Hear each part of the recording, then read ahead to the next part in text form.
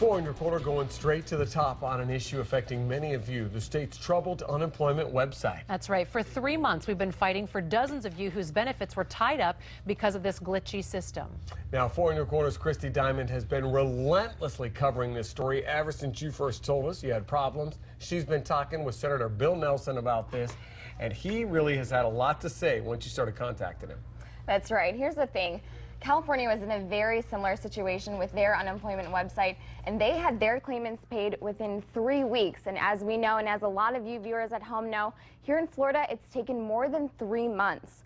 Once Senator Nelson got the U.S. Department of Labor involved, it was just a matter of days before Florida officials came out and said they'd pay those of you who've been waiting longer than a week for your benefits.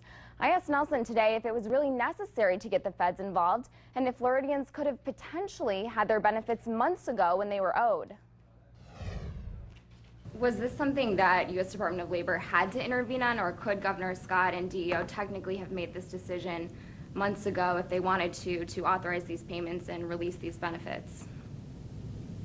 You want me to get into a fight, don't you? It's the responsibility of the state of Florida to run the program. I don't know why they couldn't have figured this out 3 months ago.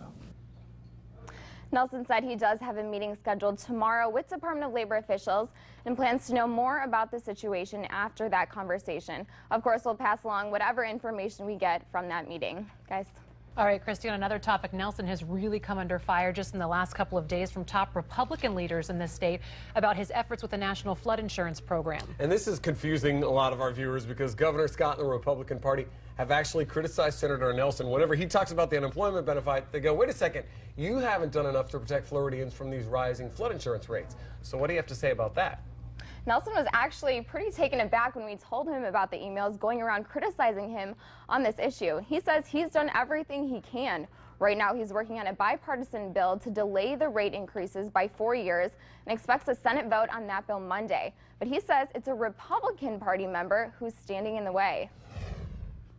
The question is in the House because the Speaker of the House, John Boehner, has said that he does not want the flood insurance problem addressed. One thing he didn't want to talk about is what happens if this flood insurance bill doesn't pass. We asked him multiple times about that, but he insisted that he was optimistic that it would pass. Coming up in our second half hour, we'll hear more from him about his thoughts on medical marijuana and what he thinks about Trey Radel staying in office. All right, you got a lot of questions in there. And these are questions that a lot of our viewers are telling us they want to answer. We thank you so much for it and look forward to hearing those responses. Absolutely. Meantime, we want to break this up for you so you can respond to us one topic or two at a time. So you heard Senator Nelson's responses on